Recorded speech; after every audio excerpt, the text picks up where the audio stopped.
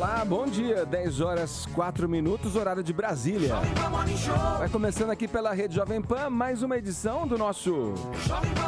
a revista radiofônica matinal aqui nas ondas do rádio. Para você que nos acompanha, muito bom dia. Siga com a gente até as 11h30 aqui nesse cubo multicolorido da Avenida Paulista, onde acontece a nossa conversa e que nos dá muita honra e prazer tê-los conosco no Morning Show. Bom dia, Paulinha.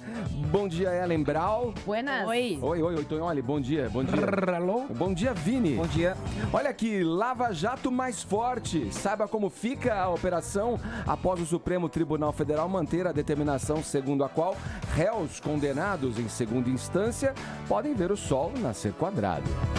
Lula lá, as bases do novo indiciamento do ex-presidente da República pela Polícia Federal. É hoje, hein? Os detalhes sobre a estreia no cinema da youtuber mais conhecida do Brasil. Sim, ela, Kéfera Butman. Foi ontem, a volta do reality show The Voice causou, hein, na grade da TV Globo. Rolou até beijo gay, meus amigos. Vocês viram ou não? Vocês assistiram? Sim. Você assistiu, Vini? Sim.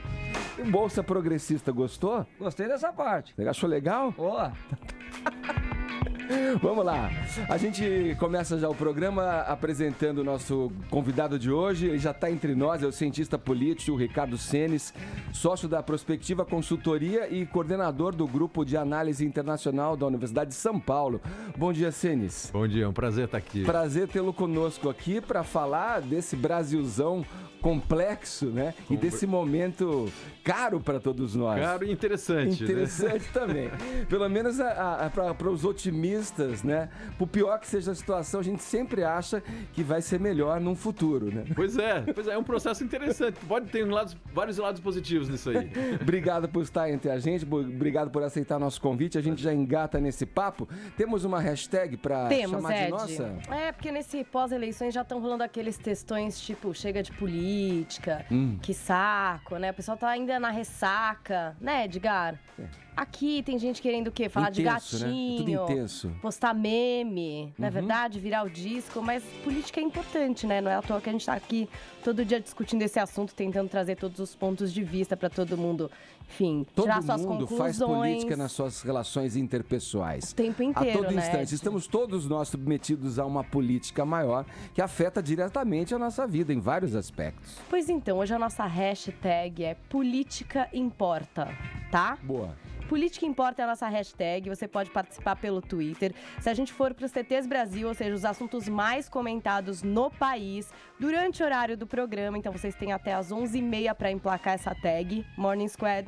Tem prêmio pra vocês, kit Morning Show, caneca e camiseta do programa, hashtag Política Importa. Então, beleza, tô de acordo com a tua hashtag, achei bem escolhida, oportuna, mas eu vou fazer um equilíbrio, um contraponto mais fanfarrão aqui no WhatsApp.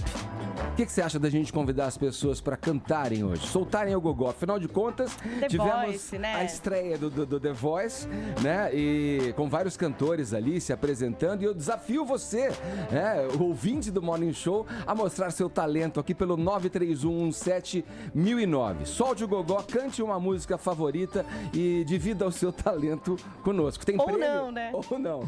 Tem prêmio no final para ser sorteado, a nossa caneca e a camiseta do Morning Show entre os participantes, tá bom? Vai lá, 11 931 17 1009. Pode curtir nossa página no Facebook também, tem sempre um conteúdo extra, além do que acontece aqui na nossa conversa matinal, né, Paulinha? facebook.com/JP Morning Show. Também é o jeito mais fácil de você rever alguns momentos do programa e também compartilhar para os amigos, mandar para alguém que você sabe que não ouviu ou não assistiu e que seria interessante também de ouvir. Ajuda, né, gente? Tem que curtir a página e compartilhar o conteúdo. Vamos lá. Vamos começar o Morning Show, vamos abrir o programa lá, abrir o programa aqui falando, né, do que aconteceu, da votação ontem no Supremo Tribunal Federal. Por 6 votos a 5, os ministros do STF mantiveram a decisão segundo a qual condenados em segunda instância podem ser presos, ou seja, tiraram a possibilidade de os réus recorrerem em liberdade até o final do processo, quando há o chamado trânsito em julgado. Tonholi, vamos começar esse assunto. Queria aí a tua análise. O que você destaca dessa história toda aí no geral e sobre especificamente a votação de ontem, né, em particular? Bom, o Master Joseval Peixoto encerrou o Jornal da Manhã falando que o Supremo rasgou a Constituição. O que a gente tem aqui é uma vitória do efeito Lava-Jato no STF. Por quê? Vamos pensar o seguinte, por que a cadeia brasileira só tem pobre? Simples, pobre não tem dinheiro para pagar advogado para entrar nas câmaras recursais. Um advogado que já me defendeu já no passado e defende uma grande figura petista hoje, tá? Que está presa, tá? Não estou falando de Palocci, é uma figura do passado. Me falou uma vez uma frase muito paradigmática, Ed. Falou assim, a pressa é inimiga da prescrição. Então, o advogado vai jogando nas cortes superiores até o processo se extinguir. Eu acho, a minha pobre opinião, quem perdeu foi o pobre, né? Ou seja, vai se ferrar. Agora, é o efeito Lava-Jato porque, nessa votação de 6 votos a 5, o ministro Luiz Edson, que começou a ser chamado de faquinha, porque dizem que ele meteu a faca na Constituição ontem, falou uma coisa interessante. Ele falou, veja bem, nós temos o caso de um suplente de deputado que matou uma pessoa e ficou 4 anos para ser preso. Nós temos o caso do Pimenta Neves, ex-diretor do Estadão, que matou a Sandra Gomide e levou 10 anos para ser preso. E ele não citou nomes, ele falou no genérico. Nós temos o caso de um empresário que entrou com 34 recursos e só foi preso 10 anos depois. Ele não deu nome, eu vou dar. Ele estava falando do ex-senador Luiz Estevão, que junto com o Lalau desviou 169 milhões do Fórum Trabalhista de São Paulo, que foi, isso aconteceu há 10 anos, ele foi condenado a 31 anos de chilindró e entrou com 34 recursos, e quando eles se esgotaram, no dia 3 de março passado, ele teve que se entregar, para a cadeia. A questão é, o efeito Lava-Jato vai para a cadeia, o rico acabando a impunidade do rico, mas também, como disse muito bem o mestre Joseval, isso vai jogar um monte de gente que não tem dinheiro para recorrer, etc, vai tudo para o depósito. É mais um dos subefeitos da Lava Jato, o Supremo. E o que está por trás disso? Está a questão de que o seguinte, se não fosse aprovado isso, o Marcelo Odebrecht não ia ser pressionado a contar o que ele vai contar. E depois que o Odebrecht falar o que ele vai falar em delação premiada, as coisas do jeito que as conhecemos hoje no Executivo vão virar de ponta cabeça. Né? É o medo de todo mundo, inclusive do presidente da República. Vou colocar os Senis nessa conversa, né, já dentro desse assunto, né? Muito se fala da questão da impunidade, né? E tem essa observação que o Tonholi fez com relação a, o trânsito em julgado, você tem que aguardar o texto do Joseval encerrando o jornal, vai nesse sentido, tudo. Mas muito se via que era um recurso utilizado à exaustão pelas defesas, né? Que iam protelando e liberando da cadeia, como bem falou o Tonholi, as pessoas que tinham condição de bancar um advogado para... Como é que é na tua visão isso? Você concorda ou discorda dessa decisão em já manter preso já em segunda instância? Eu concordo. Eu acho que são duas coisas diferentes aí, né? Uma questão é o direito de defesa, que ele continua valendo. O direito de defesa, no Brasil, é extenso, realmente extenso. Se você comparar com outros sistemas judiciais no mundo, você vai ver que no caso brasileiro você tem muito direito e muito recurso possível ao longo da pena. Fora que o nosso sistema, ele tem quase 4 instâncias, né, a rigor, né, porque você pode entrar na primeira, tem a segunda instância, tem o STJ, depois tem o STF, se você entrar com alguma questão vinculada com a constitucionalidade. Ou seja, tem um nível vamos dizer, de um espaço para recursal monumental. O que essa decisão tá indicando é que quando você tem um caso evidentemente de culpa de um criminoso, e já passou por 2 instâncias, sendo que a segunda instância necessariamente ela é colegiada, ou seja, o sistema judicial já emitiu 2 pareceres qualificados com relação à culpabilidade do sujeito. O resto continua mantendo, você pode apelar. A ideia é o seguinte, se é evidente que isso ocorreu, comece a cumprir a pena para depois tentar, se for o caso, rever. Fala, Ellen. Na verdade, o que me parece, e o Joseval pontuou muito bem assim, no encerramento do Jornal da Manhã, e é óbvio, né, que as pessoas acabam ficando super revoltadas. É aquela coisa que a gente sempre fala aqui, as pessoas gostam de justiçamento, não de justiça, de vingança, né?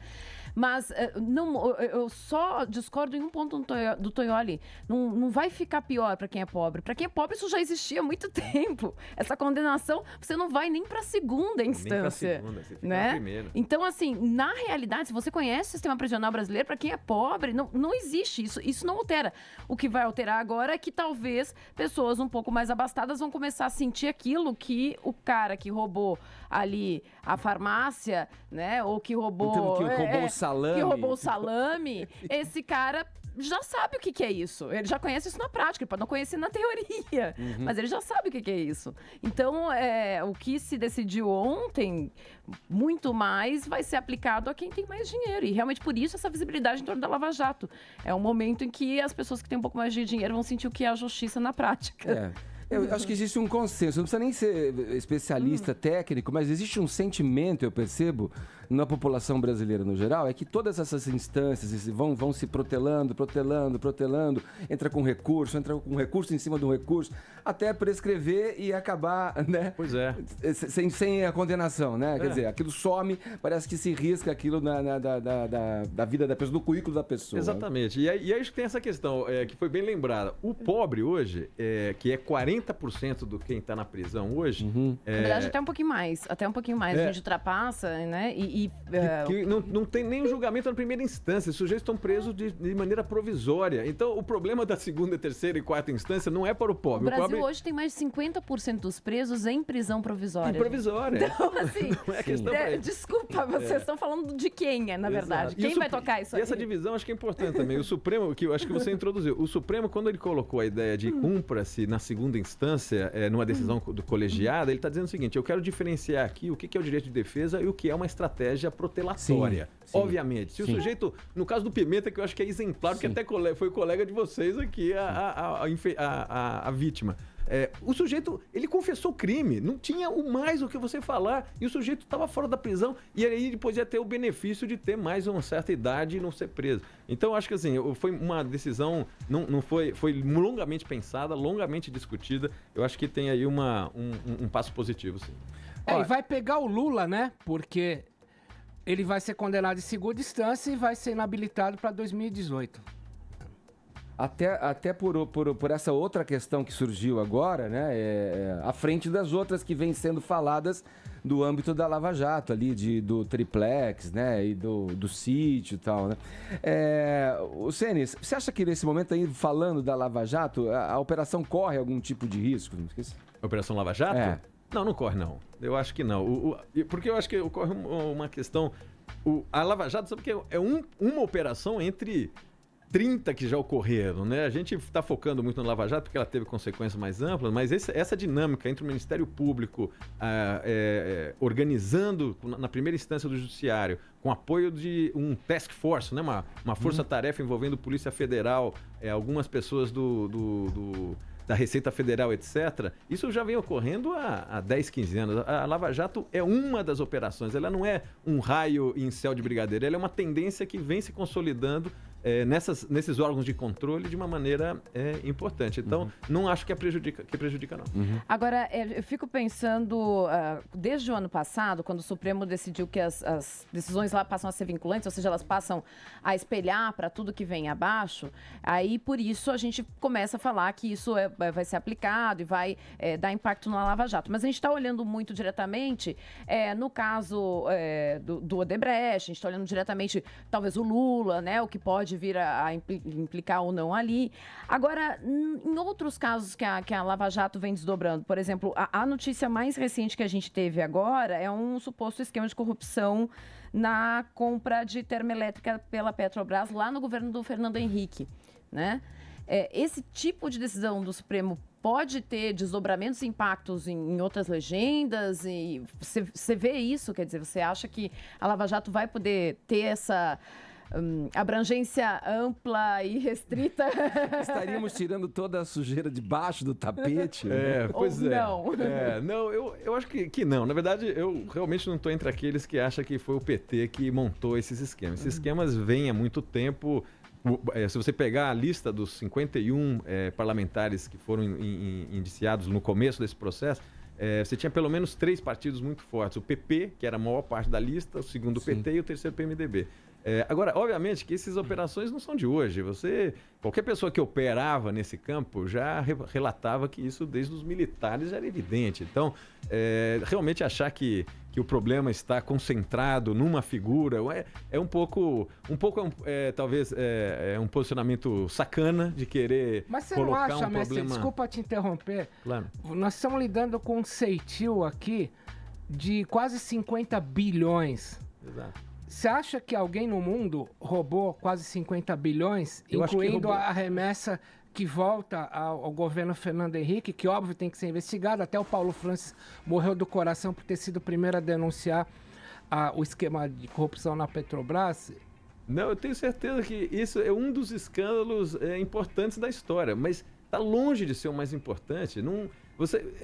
A questão é o seguinte, vocês acham que roubavam menos no período militar do que roubam hoje? Quando construíram Itaipu, quando fizeram, ou antes do regime militar, quando fizeram Brasília, ou quando fizeram a Transamazônia, quando fizeram Tucuruí, desculpa. É que não tem a menor ideia do que ocorreu ali. Você tem essa ideia de que aumentou o nível de corrupção no Brasil, eu acho que é equivocada. O que aconteceu foi aumentou o nível de capacidade de investigar corrupção no Brasil. E de publicizar isso, né? Porque a gente não podia falar antigamente. Bom, vamos lá. Vai. Eu discordo, me desculpa. 50 bilhões, a economia quebrada. A Ellen vai comentar mais tarde aqui todos os parentes do cara metidos nisso. Eu adoraria que a Lava Jato pudesse me trazer um comparativo mostrando que os 10 milhões dados por Temer, os 23 por Serra, como disse da Odebrecht agora na delação premiada, e etc., que venha do Fernando Henrique, adoraria que chegasse perto de 40 e 50 bilhões para poder endossar o que você está falando. Mas no meu pobrerio, eu não consigo chegar num numerário tamanho e eu consigo chegar apenas naquilo que falou Jacques Wagner. O PT se lambuzou, ou como falou Olíbio ontem, né? Pô, precisam levar uma lambada, porque quebrou o país. Eu adoraria ver números que me mostrassem que o Fernando Henrique e os outros roubaram tanto quanto os petistas. Vamos esperar, eu não sei o que você acha. Então vamos dividir o que você está falando. Uma questão, o número é assustador. Eu não estou dizendo que não. A única questão que eu estou dizendo é que isso aqui não é um fenômeno criado desse governo e não vai acabar no próximo. Esse que é o ponto. Tá certo? O que ocorreu é o seguinte, o governo em geral, o orçamento do governo é 1,5 tri por ano. Vamos supor que em 10 anos eles roubaram 50 bi. Divide isso por 10 anos, dá 5 bi por ano. Num orçamento de 1,5 tri. Quantas porcentagem disso? Você acha que é a corrupção que levou o Brasil para a crise? Óbvio que não. A crise é muito mais grave. Você não acredita que isso tenha... É muito mais grave a crise. Olha, eu gostaria que fosse corrupção, porque daí eu diria para você, o problema não é político, o problema é de polícia. Então aí você coloca a polícia bem estruturada, acaba o problema do Brasil.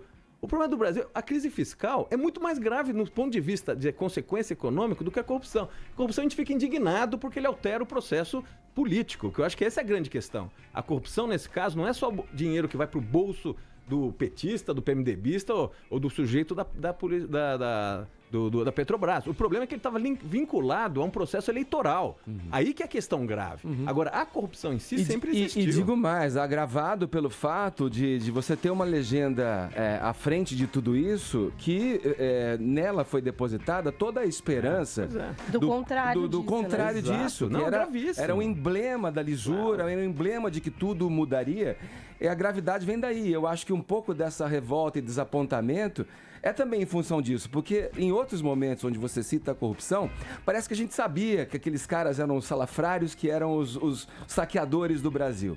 No caso desse governo atual, que a gente está se referindo aqui e que deflagrou na operação toda, existia toda uma esperança depositada ali em cima. Quer dizer, então isso leva a uma revolta também do cidadão comum, aos quais eu me incluo, de ficar totalmente desiludido com isso, né? Eu concordo, Né? eu concordo. Eu só acho que a gente não pode botar isso no centro do problema brasileiro, tá certo? Esse é o meu ponto. Ok. Mas se você falou em crise fiscal, tem aquele livro do Bresser Pereira, que eu adoro, Pactos Políticos, da Brasiliense, e ele cita o Connor, que é o pai da criação do conceito de crise fiscal, e ele fala que o ápice da crise fiscal é quando o governo não consegue honrar os seus compromissos, traduzindo isso pedalada. E a maior crise fiscal foi a da Dilma com suas pedaladas, que pedalou quase 50 vezes mais do que os outros. Então, a crise fiscal é, sim, um substrato do PT, tanto que ela foi empichada, não é do governo Fernando Henrique. Pode ter tido como teve, todos pedalaram, mas a crise fiscal é um substrato da pedalada, segundo o Bresser Pereira, que, aliás, defende cegamente o PT hoje. Vamos ouvir o Ricardo. Eu concordo, mas por isso que eu tô dizendo, a pedalada fiscal e a crise fiscal não tem a menor dúvida que é do PT, não tô tirando culpa absolutamente do PT, o que eu tô querendo fazer é dividir.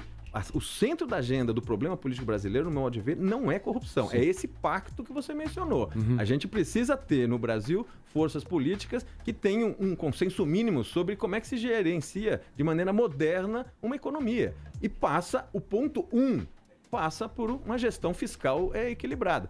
O meu ponto não é esse. O meu ponto é do que você comentou na segunda questão, que me parece, o que a gente tem que discutir. Pedalada fiscal tem que tirar presidente da República mesmo.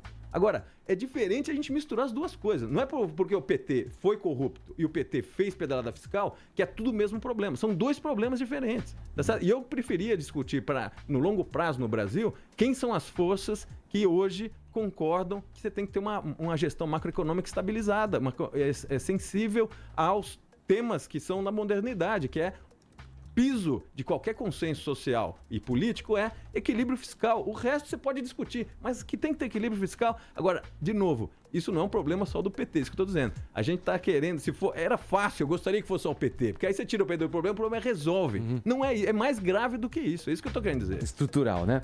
Olha, vamos girar o assunto aqui. A Polícia Federal indiciou o ex-presidente Lula sob acusação de beneficiar um sobrinho em contratos com a construtora, a empreiteira Odebrecht. Ellen, quais são os detalhes dessa notícia? Bom, o que está por trás, o que é exatamente essa denúncia? O que se diz é que o Lula usou a influência dele como presidente para conseguir um empréstimo para a Odebrecht junto ao BNDES. Com esse financiamento, a Odebrecht ia fazer uma obra em Angola, né? E aí, qual era o contraponto de tudo isso? A Odebrecht, o Lula vai lá, influencia, consegue que a Odebrecht tenha essa obra em Angola, influencia para que eles consigam um empréstimo junto ao BNDES. O que se ganha em troca? O que ele ganharia em troca, segundo a denúncia, segundo as investigações feitas aqui pela Polícia Federal? Em troca, não é bem ele, na verdade é um sobrinho dele, da primeira mulher dele, que acaba levando um contrato com a Odebrecht nessa história. O sobrinho dele, veja bem, quem é o sobrinho dele? Quem é o sobrinho dele? Taiguara Rodrigues dos Santos. Trago em meu corpo as marcas do meu tempo, meu desespero.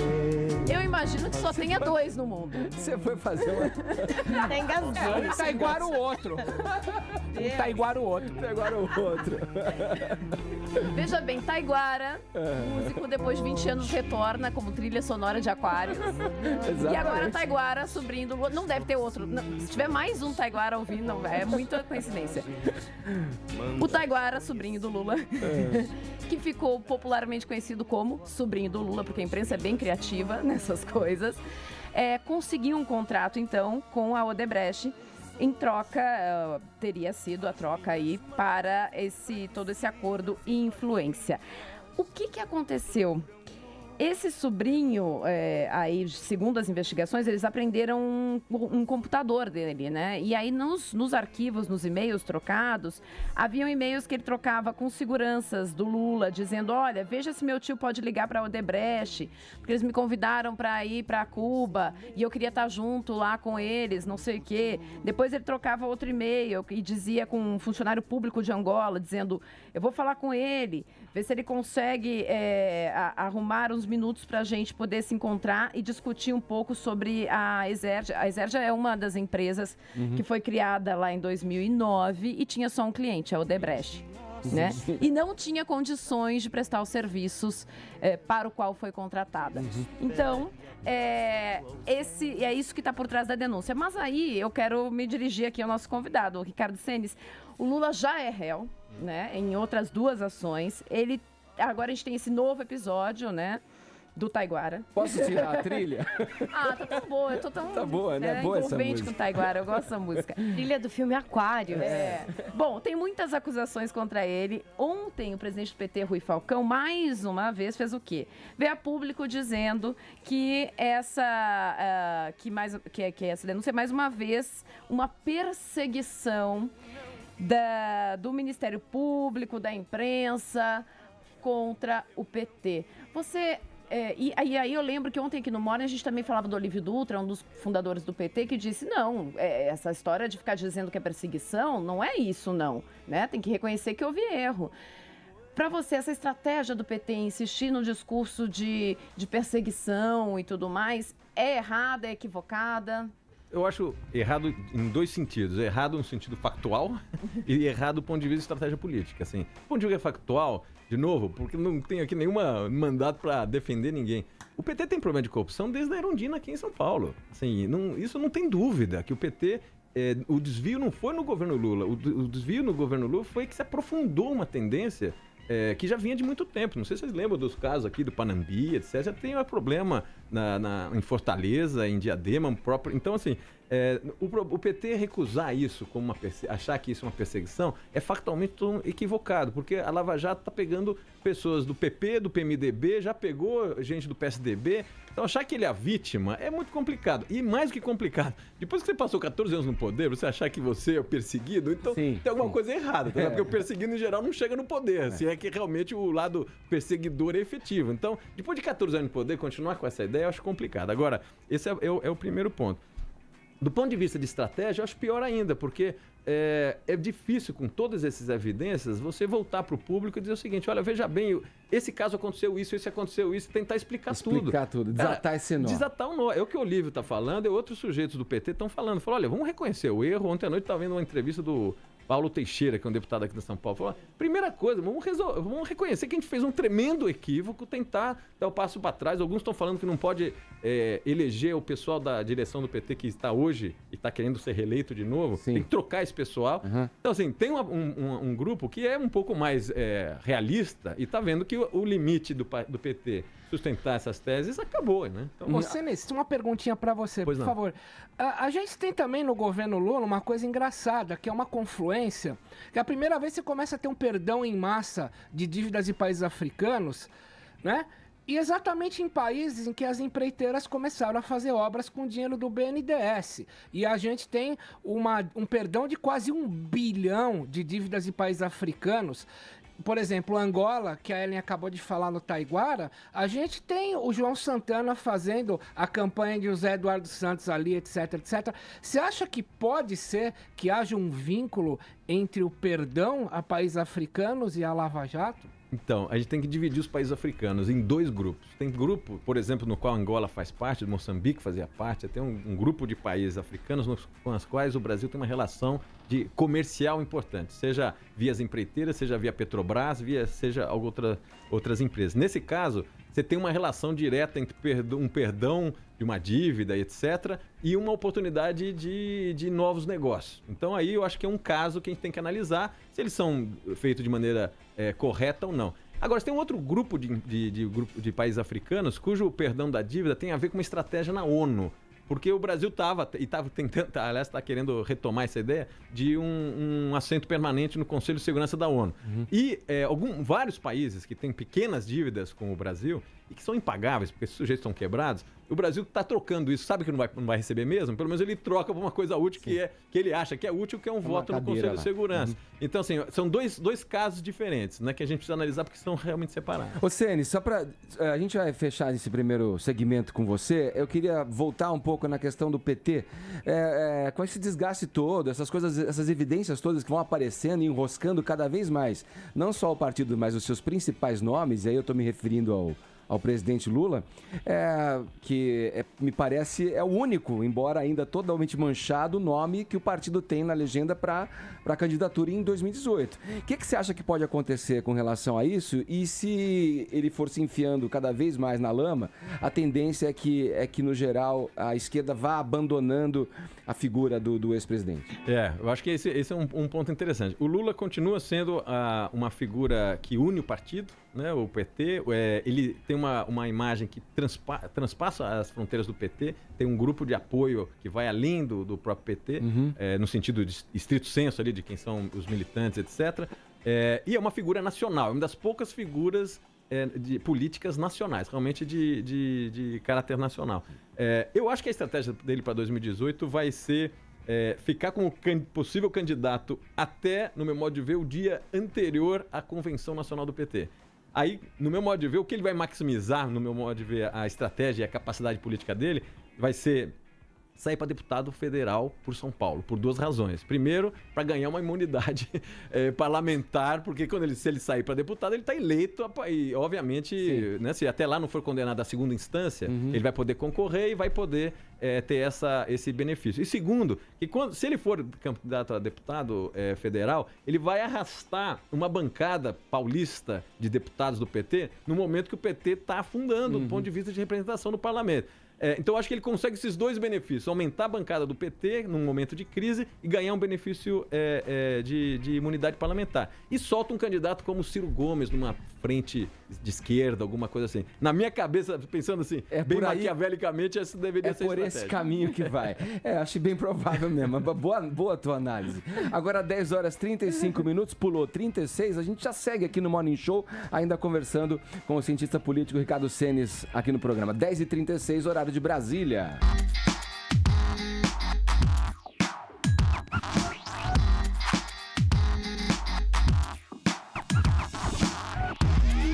Estamos de volta com o Morning Show dessa quinta-feira. Hoje recebendo aqui o economista e cientista político Ricardo Senes.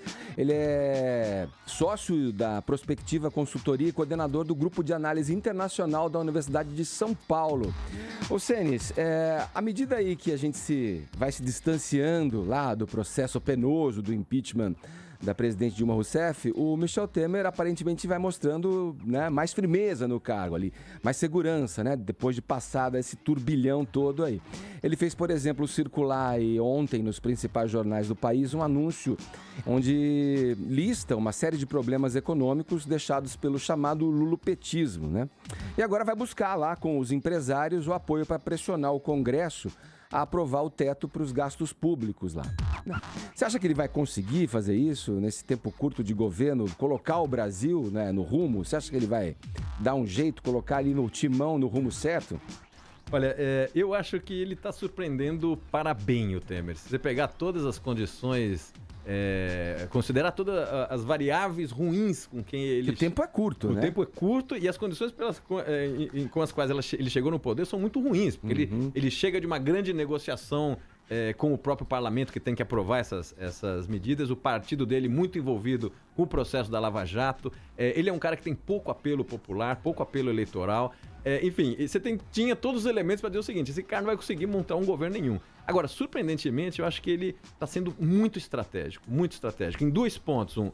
Primeiro, ele conseguiu, no primeiro momento, até antes do impeachment ser aprovado, ele montou uma coalizão no parlamento que mais ou menos dá a ele formalmente 70%, 60%, para ser preciso, 69% dos votos na Câmara e 75% no Senado. Então, aí ele mostrou uma capacidade, um entendimento sobre o processo decisório muito importante e deu uma sinalização dizendo o seguinte, aqui eu consigo montar uma base política importante. E no outro lado, ele fez outro sinal muito importante e muito forte. Ele pegou um ministro e transformou num super-ministro, que é o Henrique Meirelles. O Henrique Meirelles, ele não é só ministro da Economia, ele é ministro da Economia, da Previdência Social, Ele hoje controla o Ministério do Planejamento, ele indicou o presidente do Banco Central e ele influenciou o nome de todos os presidentes das agências federais que podem ter impacto na macroeconomia.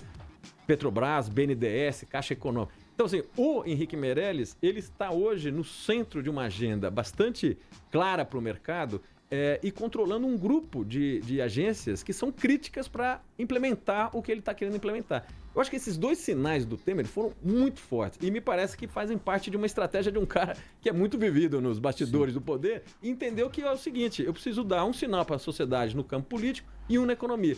Então, me surpreendeu a capacidade dele de definir prioridades e implementar. Então, eu estou relativamente otimista, sim, com essa capacidade de recuperar um pouco o fôlego econômico. O nosso colega aqui, o Thiago Berrache, está com a gente aqui no Morning Show, conduziu a entrevista exclusiva aqui para a Jovem Pan com o presidente Michel Temer durante essa manhã, no Jornal da Manhã. Bom dia, Berrache. Bom dia, Edgar. Bom dia a todos. Professor Senes, como vai? Muito prazer. Tudo bem? Que destaque que você traz para a gente dessa conversa com o presidente, Berrache? Pois é, Edgar. Claro que esse assunto, o limite dos gastos públicos, dominou a entrevista. Ele falou um pouquinho de política, só que a gente focou a entrevista nesse assunto. E ele afirmou o seguinte, ele acredita que com as pressões ele vai conseguir o apoio para aprovar a PEC que limita os gastos públicos. E ele acredita que isso poderá ocorrer já na segunda-feira. Vamos ouvir esse trecho, Edgar? Vamos lá, tem aqui. Eu tenho conversado muito com os partidos políticos, você sabe, né?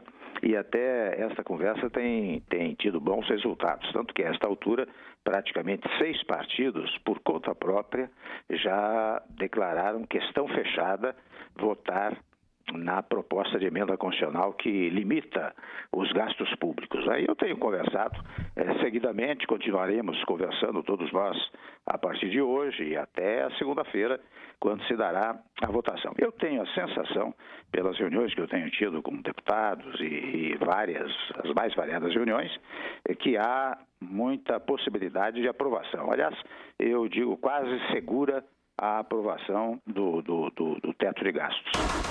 Edgar, e o professor Senes estava falando do Henrique Meirelles. Você sabe, hoje às 8 horas da noite está prevista uma cadeia de rádio e televisão. Quem que vai falar? Com ele falando. Com ele Meirelles. falando. O Henrique Meirelles falando sobre a importância do governo aprovar essa proposta no Congresso Nacional para limitar os gastos públicos. É um super ministro mesmo, né?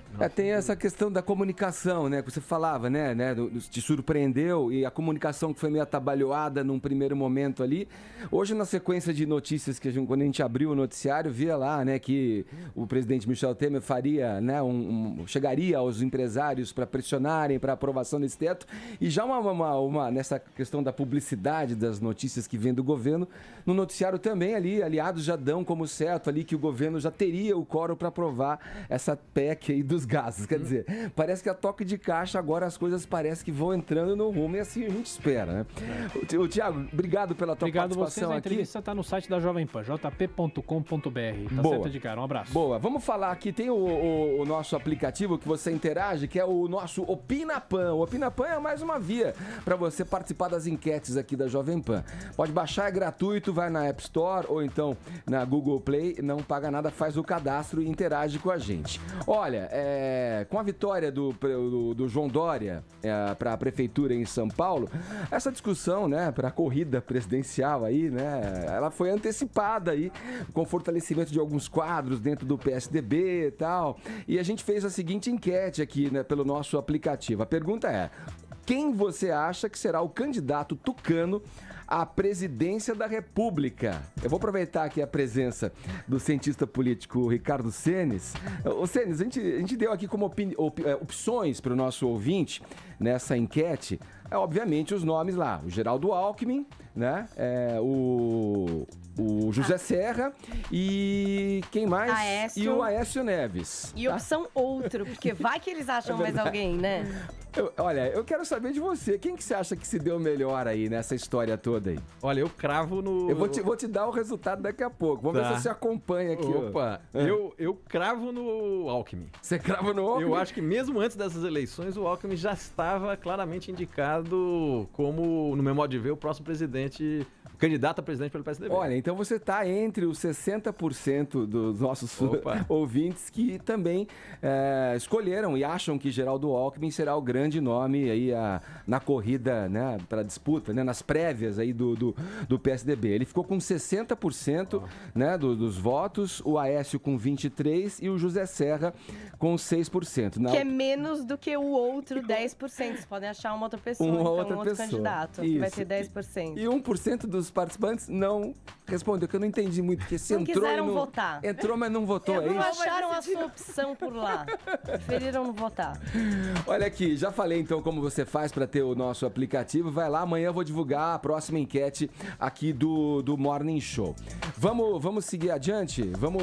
Deixa eu fazer uma pergunta aqui pro vai lá. Senis. Ô, Senis, se a gente olhar o PT, olhar hoje pro PT, a opção, como o Edgar já mencionou, de A a Z é o Lula em 2018. Olhando pro PSDB, a gente vê esse triunvirato aí do que tem Aécio, que tem Serra e que tem o Alckmin. Um observador incauto poderia dizer o seguinte, olha, que bom ter tantas opções, mas em se tratando do tucanato, não é bem assim, não é? Você concorda? Eu concordo.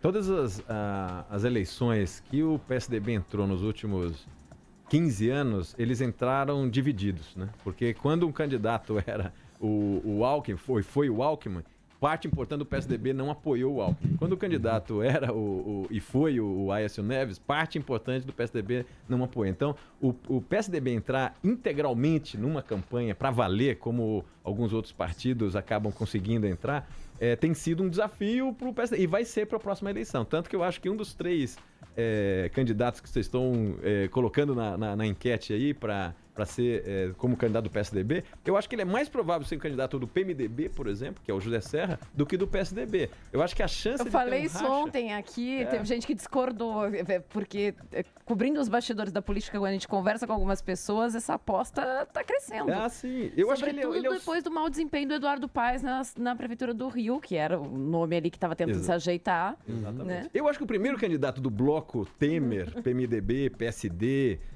e democratas, com uma parte do PSDB, o primeiro candidato é o que vai falar hoje à noite na televisão, que é o Henrique Meirelles. Me parece que o candidato na cabeça desse pessoal é o sujeito que é o super-ministro que arrumou a economia e tal. Se isso não se viabilizar, me parece que o número 2 é o Serra, mas não pelo PSDB, mas pelo esse bloco do PMDB. Olha, vamos finalizando aqui nossa conversa com o cientista político Ricardo Senis. Antes de finalizar, eu queria te passar aqui uma pedreira, na verdade. Pois não. Porque, afinal de contas, eu fiquei curioso. Ficamos aqui na redação com relação a quantos de vocês lá no grupo de análise internacional da USP subestimaram a candidatura do Donald Trump. Porque foi meio que uma coisa né? meio geral, né? Todo mundo ficou meio... Não, esse cara, imagina, nunca, que jamais, que viagem e tal. Enfim, né? E, afinal de contas, você tá aí pau a pau com a Hillary Clinton lá, né? Afinal de contas, né, todo mundo subestimou o cara, queria te ouvir. Incrível, eu acho que você tem razão. Todos subestimaram o que era essa personalidade nova no cenário político americano. E no começo ele foi... A boa parte dos analistas achava que não ia passar nas primárias dos republicanos. Então, nem pensava-se na eleição, porque achavam que ele era risível como um pré-candidato. Agora, o que se mostrou é que tem um eleitorado que tem a conta que estão fazendo agora ali e vendo a gravidade do sinal que é o Trump. O problema não é necessariamente o Trump. Igual eu acho aqui que o problema não é necessariamente o Lula, o problema é o que vem por trás. O Trump ele é um sinal de um processo que está acontecendo nos Estados Unidos muito complicado, que o que eles estão fazendo aqui? Que conta que eles estão fazendo? Você pegar na primária dos democratas, pegar o Sanders, não sei se vocês vão lembrar, mas era aquele candidato mais à esquerda, que ele se chama socialista nos Estados Unidos. O sujeito bateu chapa com a Hillary e quase ganhou da Hillary. Então ele pegou, vamos supor que metade do eleitorado, quase metade, vamos supor 45% do eleitorado democrata não votou, vamos dizer, na candidata do establishment, a candidata, vamos dizer, mais centrista dentro dos democratas. Então, pega esses 40%, soma dentro nas prévias dos republicanos o que foi o voto no Trump, que é um cara totalmente outsider desse candidato, e mais aquele pessoalzinho à extrema-direita dentro dos republicanos. Se você somar todo esse pessoal aqui, ele dá quase 60% do eleitorado. Ou seja, você tem a maior parte do eleitorado americano buscando candidatos totalmente fora do quadro usual. Então, assim, o Trump talvez seja o primeiro de uma sequência de candidatos. Eu queria te ouvir a esse respeito agora. Enquanto você falava, eu fiquei pensando, porque Muito se fala os movimentos lá desde 2013, apartidários, né, sem buscar o foco na política, ou na legenda, ou num grande nome da política, vem se fortalecendo no Brasil. Temos aqui a eleição de um gestor, como ele se define, o João Dória, à frente da prefeitura da maior cidade da América do Sul. Você faz algum tipo de associação com as coisas que acontecem aqui no Brasil e que são justificadas por um desgaste dentro da política, a ponto do eleitor buscar nomes de fora, com o Donald Trump lá fora? Qual seria o motivo do americano tá dando tanta trela para ele? Então, o americano, primeiro, que ele está um pouco cansado, vamos dizer, dessa política muito orquestrada pelos grandes interesses que conseguem reverter um pouco a opinião pública no Congresso, ou nos bastidores, ou no lobby, etc.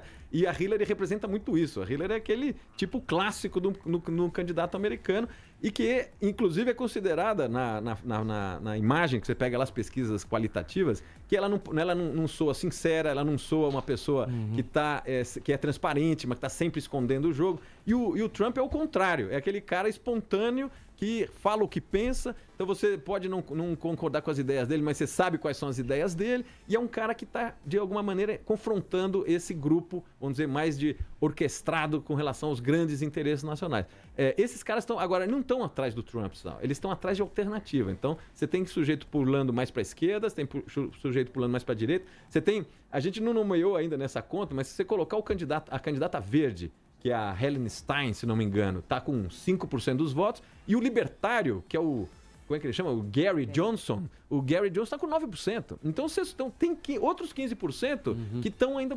Está acontecendo uma desorganização, vamos dizer, daquele espectro político tradicional, do sujeito, um social-democrata, um liberal, isso está desorganizando. Mas não é só nos Estados Unidos, na Europa também. Você pegar o surgimento, no caso, por exemplo, espanhol, que foi um evento recente que chamou muita atenção, os dois partidos tradicionais na Espanha, eles perderam muito apoio. O Partido Popular de um lado e o Socialista do outro. E surgiram dois partidos recentes e que levaram quase 50% dos votos. O Podemos e um outro lá que eu estou esquecendo o nome.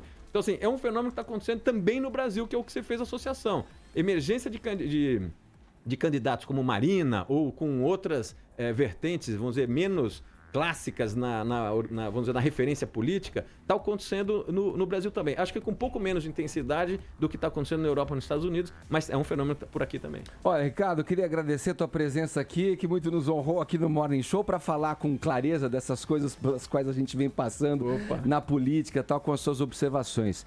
Obrigado e volte sempre. Não, um prazer, viu? Eu gostei muito aqui da descontração. Eu não conhecia esse ambiente de rádio, então foi interessante conhecer como é que isso acontece aqui. Um prazer. Obrigado. Agora 10 horas e 55 minutos, horário de Brasília.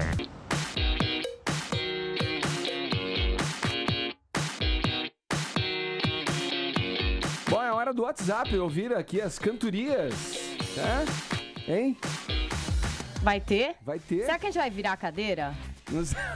Boa. Eu acho que eu vou fazer isso. Vou ficar com a cadeira virada. Caso o nosso ouvinte tenha mandado uma cantoria muito boa, eu vou virar a cadeira pra ele. Porque eu fiquei, inspirado com o retorno do The Voice e tal, e convidei os nossos ouvintes a interagirem aqui pelo 931-7009, que é o nosso WhatsApp, 11 é o prefixo, a cantarem, soltarem o gogó. E sempre tem umas pérolas incríveis. Vamos ver se dessa vez vai ser assim também.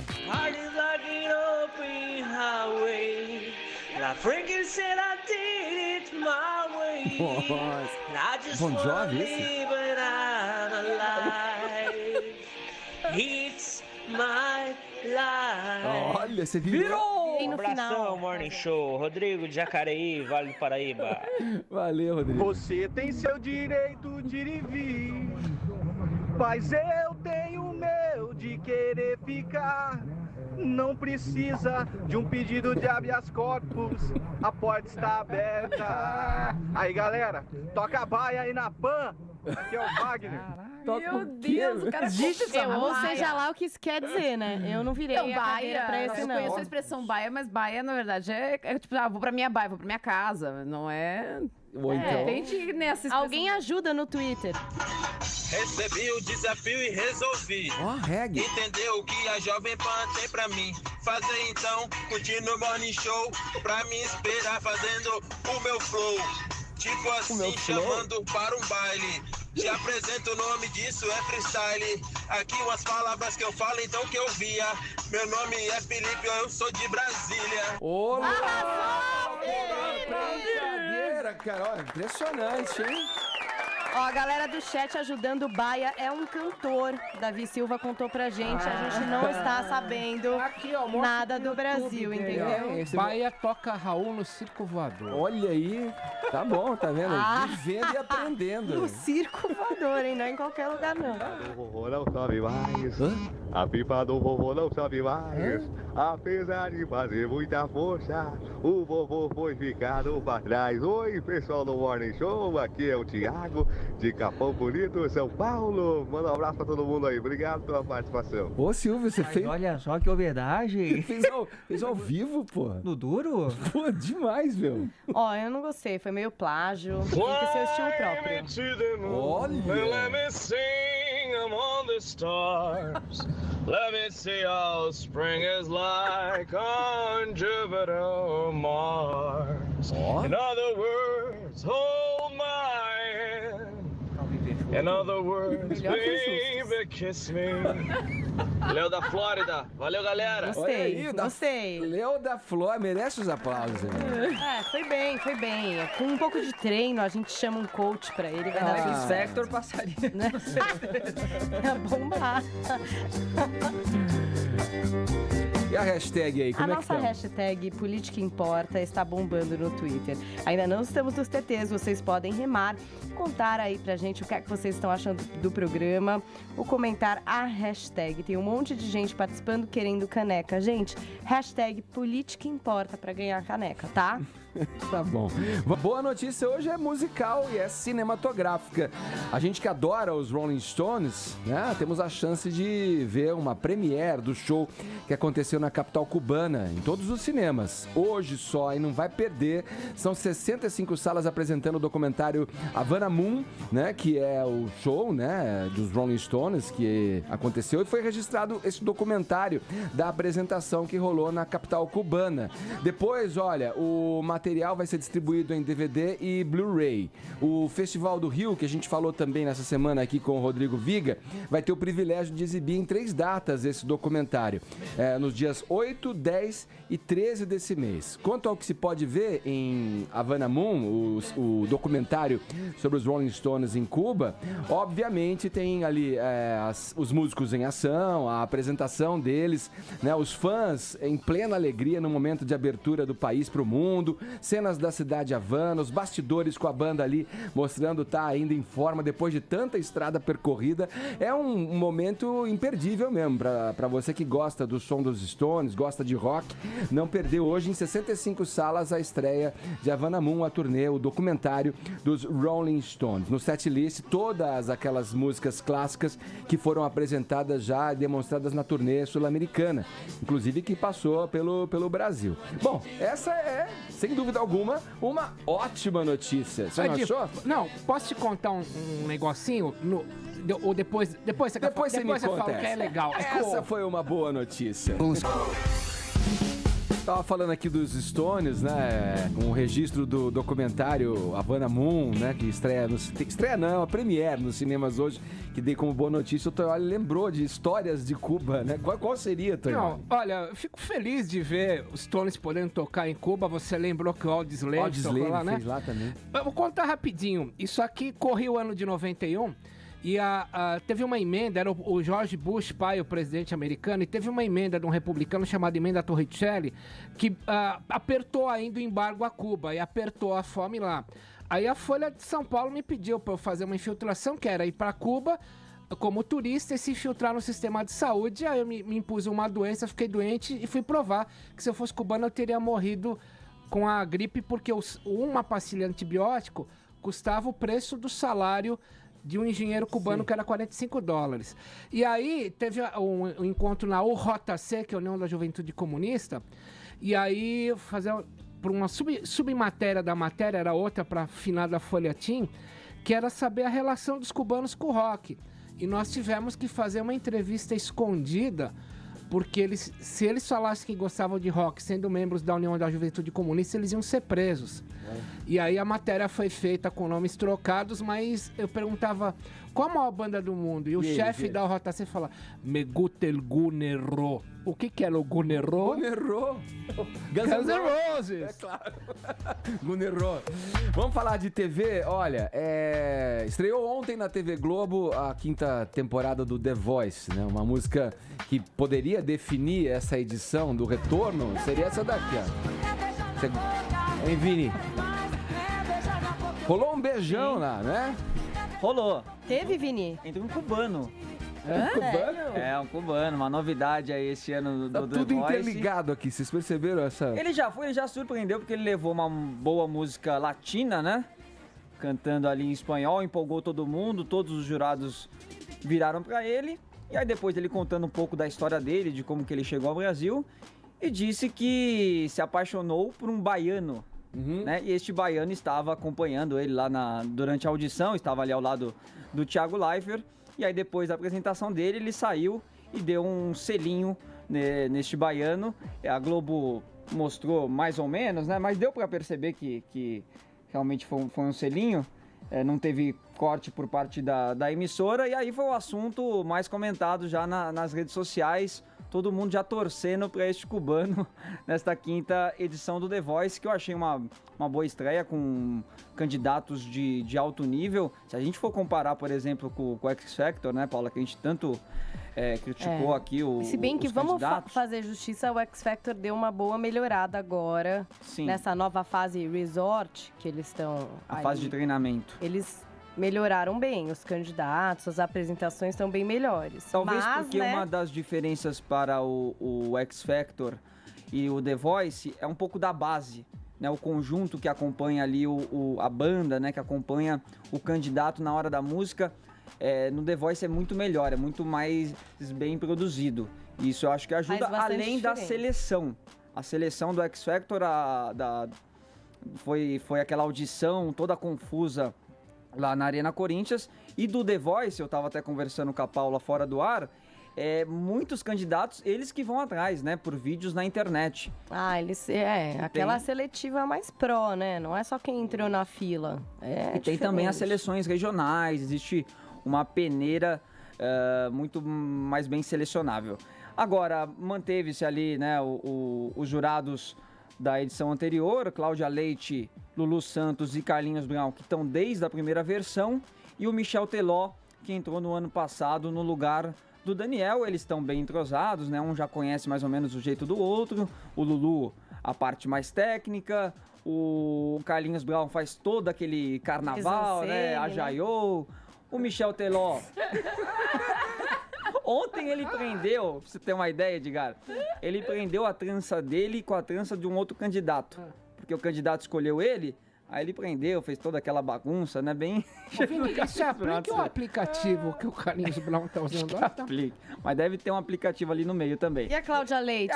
Pegaram no pé dela? Caras e bocas, né? Mas eu achei que ela tava até mais contida ontem. Deixa eu falar com você de outra diva da música baiana, a Ivete Sangalo, não? Ela não ia participar? Tinha uma história que ela seria uma super técnica. Isso, ela vai ser a super técnica, ela vai dar auxílio para todos os treinadores e vai também ajudar os candidatos a escolherem as músicas. Mas não era pra ela estar já no de ontem? Não, acho que ela vai entrar numa segunda fase. Eu acho que nessa primeira fase, às cegas, ela não vai participar. Não, porque essa primeira fase é só você escolher o candidato. Você não precisa de ajuda para escolher alguém. Mas um anúncio, sei lá, a presença dela já dizendo, né, para o que ela faria e tal. Sim, pode ser. Pode ser que tenha faltado nessa estreia. Mas o fato é que ela vai participar sim. É um nome que é estudado até para que entre no elenco fixo do The Voice nas próximas temporadas. Aliás, o The Voice Brasil é um dos poucos que consegue manter os jurados por tanto tempo. Porque lá fora existe um revezamento muito maior. Nem que o jurado saia por um ano e volte no outro. E, poxa, você vê, Lulu Santos, Cláudia Leite e o Carlinhos Brown estão por 5 temporadas já seguidas. Né? Então esse é um fato inédito do The Voice aqui. Teve algumas curiosidades também, Edgar. O Renan Zonta, por exemplo, foi reprovado no Superstars, com a banda dele que era a banda Supercrawl, e foi aprovado ontem, todos os jurados viraram a cadeira para ele. Então, reprovado no Superstars e aprovado no The Voice, o Luan Douglas, que também tinha sido reprovado no The Voice no ano passado, também passou nessa. E teve a audição às cegas, né? Que é aquela que o... Você vê que não é tão fácil fazer o cast assim, né? Os caras, os programas se... Não, mas às vezes eles falam, pô, treina mais e volta o ano que vem, porque Isso. você tem potência, mas eu sempre acho que não é tem a dessa segunda vez. chance, né? E tem um teve dia, às também vezes, o cara pode estar melhor mesmo. aquela audição que nem o público de casa sabe quem é o candidato, porque eles colocam uma cortina vermelha, né? Isso se manteve também nessa temporada. Dinâmica, já começando com um candidato lá se apresentando, porque o público já conhece o formato, já conhece as regras do programa, então não precisa de muita apresentação. Ó, ele falou dos jurados que são sempre trocados nos Estados Unidos, tá rolando The Voice, e o Adam Levine é um que se mantém ali como jurado sempre, mas tem a novidade da Miley Cyrus até nesse corpo de jurados, e vazou quanto eles ganhariam, Ed. Vamos ver se você iria, se fosse convidado. Nossa, sim. O Adam Levine, Posso responder antes? ele recebe anualmente $15 milhões para ser jurado do The Voice Estados Unidos. Mais de 1 milha por mês. E a Miley Cyrus, já que ela chegou agora, vai ganhar $13 milhões. É isso. Puxa, que injustiça. Pra uma temporada de Essa The mulher Voice. ganhando menos, tá vendo? Mas ela chegou agora, né? O Adam Levine, ele já tá lá há muito tempo, deve ter renegociado pra ficar. Vamos lá. Então, acho E a que foi Mariana meio Rios isso. tá nos bastidores agora, né? Ela entrou até no lugar da Fê, que saiu para apresentar o X Factor. A Mariana Rios também, que deve ganhar em torno aí de 15 mil reais. Vamos lá. Reais, né? Você vai pôr? Já tá rolando. Eu queria Tonholi, é a Madonna essa? Million Reasons. Vamos ver, calma. Eu quero que o Tonholi analise essa faixa. Vai lá. You're giving me a million reasons to let you go. You're giving me a million reasons to quit the show. Mano, Adele com violão, quer dizer, pirou, né? Mas poderia ser. Mandou bem. Tá louco, não tem nada a ver. Você podia falar Katy Perry, aí Poderia putz, ser. A tudo Lady bem. Gaga às vezes parece a Madonna, às vezes parece a Adele, é isso? Essa voz é da Adele. Ed. Ela é o como é que é? O preset. Mano, vocês estão ficando muito loucos, cara. Essa é Lady Gaga. Lady Gaga com Million Reasons. Dê-nos uma razão só, vai. Million Reasons é mais um single do álbum novo Joanne, que a gente chama de Joanne aqui no programa. O álbum novo da Lady Gaga, que vai ser lançado em 21 de outubro. Ela tá nessa estratégia de promover o álbum. A gente já tinha visto o clipe de Perfect Illusion, que de acordo com o Tonholi é um plágio da Madonna. Agora a gente tem a Lady Gaga fazendo um plágio, de acordo com o Tonholi, da Adele em Million Reasons. Essa faixa ela lançou, Edgar, num esquema que ela tá fazendo bem curioso, uma estratégia diferente de lançamento. Ela tá fazendo uma mini turnê por botecos, digamos assim, barzinhos típicos americanos em Los Angeles. Na verdade, isso foi em Nashville, o primeiro em Nashville. E aí ela vai ali naquele barzinho, ela foi toda meio country, meio rosa country, assim, nesse clima da capa do álbum dela, e apresentou essa música ao vivo e depois liberou pra audição, enfim, no YouTube, e aí já tá todo mundo ouvindo e dando play. Essa é uma estratégia, porque os caras, eles que estão acostumados em tocar em arena, tocar em lugares, estádios, lugares grandes, elas gostam de fazer, várias outras bandas já fizeram isso. O Police fez isso, o R.E.M. fez isso em shows, esses showzinhos surpresas. Intimistas, né? Em lugares menores. O Beck já fez isso pra testar ali, de repente, afinar a banda. São ensaios, praticamente ensaios o Clash abertos. fazia né? isso, eles andavam a Inglaterra inteira a pé, de ônibus e de carona. Olha como ela tava, meio Dolly Parton na apresentação. Olha. Tem uma foto dela pra quem tá acompanhando pela internet. Bom, desse álbum, o que a gente pode esperar? 11 faixas, parece que vai haver uma versão deluxe com 14 faixas. A gente sabe que vai ter uma faixa com o Father John Misty, que é do Fleet Foxes, que vai ser Sinner's Prayer. Vai ter uma faixa com o cara do Queens of Stone Age na guitarra, o Josh Homme, que é John Wayne. Também vai ter a participação da Florence Welch, do Florence and the Machines, e do Beck, que o Edgar até citou por aqui. Agora vamos acompanhar como ela vai fazer o lançamento de cada música. Para cada uma ela tá optando de uma forma, né? A primeira, que era mais pop, mais rock, lançou tudo, streaming, rede social, de uma vez. Essa lançou dessa forma intimista, meio vestida de Dolly Parton, Penélope, aquela, sabe, rosa, Penélope rosa lá, daquela corrida maluca. Charmosa. Agora, Penélope charmosa, exato. Agora vamos ver como ela vai continuar. E você sabe por que do nome Joane? A gente fica zoando com o nome. Joane é uma homenagem que ela tá fazendo para uma tia que morreu em 1974. Joane também é o nome do meio de Lady Gaga. E ainda é um restaurante italiano que pertence ao seu pai, ou seja, um merchan desse restaurante, o álbum novo de Lady Gaga, Joane. Vamos aguardar. Vamos voltar a falar de TV aqui, já finalizando, na reta final desse Morning Show de quinta-feira. Vini, a Record tá querendo mudanças aí, né? Já vem fazendo algumas mudanças do programa da Xuxa e volta a mirar a apresentadora aí pra ver se ela decola, né? É isso, e para que isso aconteça, a Record quer Xuxa aos sábados em 2017, repetindo o que ela já vinha fazendo mais ou menos na Globo, né? Ela pegava ali a tarde do sábado da Rede Globo e muito provavelmente quase martelo batido para que a Xuxa assuma a partir das 3 horas da tarde mais ou menos um programa na Record. Isso por quê? Porque não deu certo realmente a Xuxa na segunda-feira, a audiência despencou, o programa não tá legal. Agora, para que isso aconteça, a Record também quer efetivar outras mudanças. Por exemplo, ela chegaria ali às 3 horas, às 5 horas da tarde, eles colocariam a Sabrina, que tá dando audiência mais tarde, né? Ali, o programa da Sabrina começa mais ou menos umas 8h30 da noite.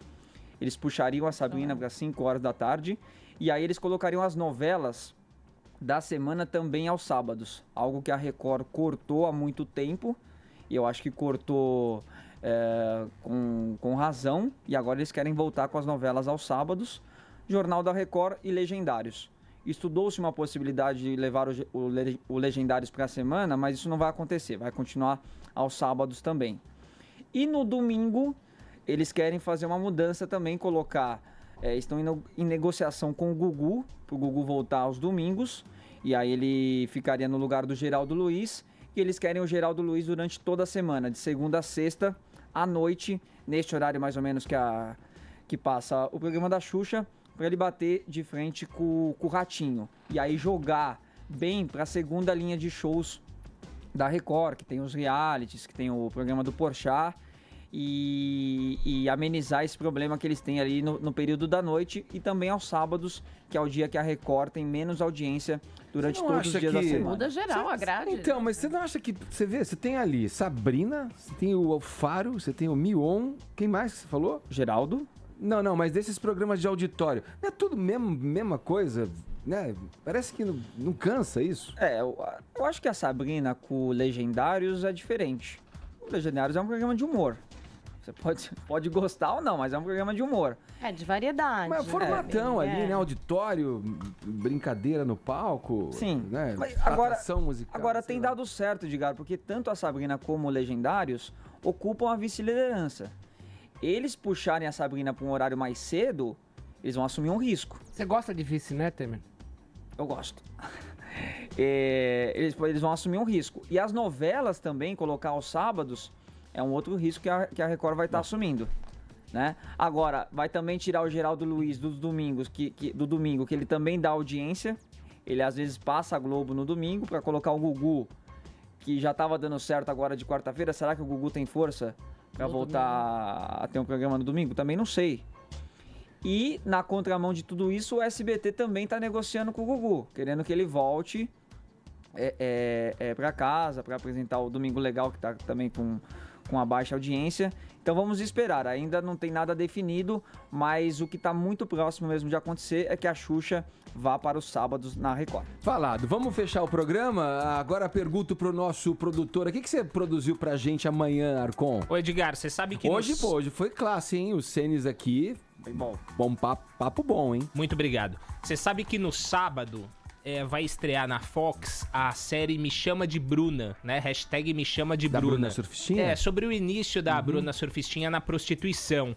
Quem estará aqui amanhã? Quem a protagonista dessa série, a Maria Bopp, que vive a Bruna Surfistinha, e a própria Bruna Surfistinha, cujo nome real é Raquel Pacheco. As duas aqui amanhã, imperdível. Um papo sobre sexo, drogas e rock and roll. Maravilha. E a Bruna Surfistinha que foi vivida no cinema pela Débora Seco, né? Exato. Estamos tentando ligar pra Débora pra ela participar por telefone. Atende aí, Débora. Boa. Então acompanha o Morning Show de amanhã que tem tudo isso e muito mais que o Arcon falou aqui. É isso. Paulinha, beijo. Beijo. Valeu, Ellen, um beijo. Beijo. Valeu, Tonioli. É amanhã, hein? Valeu, Vini. Valeu. Vamos aí pro ganhador, meu. Quem que vai ganhar? Tem ganhador? Vamos dar pro que fez o improviso. Não, é ele mesmo, é o Felipe de Brasília. Só faltava dar pra outro, né, Felipe de Brasília. Legal, você que participou, muito obrigado. Você é a razão de tudo isso acontecer. Amanhã a gente volta, a partir das 10 da manhã, aqui na programação da PAN. Você ouviu? Olha aí, você que tá no canal oficial do Morning Show, pode se inscrever por aqui, ó. Esse é o caminho. Assim você recebe todas as notícias a toda hora, também pelo YouTube do Morning Show. Vai lá, ó.